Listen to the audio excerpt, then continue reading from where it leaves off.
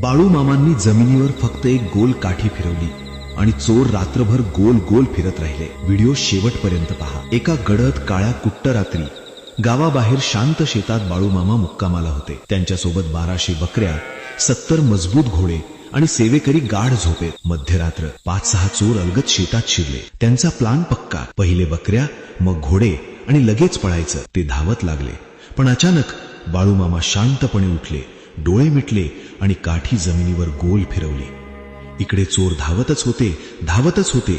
1 तास, 2 तास घामाने भिजलेले, दमछाक झालेली, आणि अचानक ते थांबले, डोळे वर केले आणि थरारले।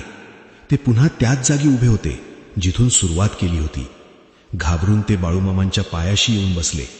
बाळूमामा डोळे उघडून म्हणाले, मी जरी झोपलो असलो तरी माझा तिसरा डोळा कायम उघडाच असतो।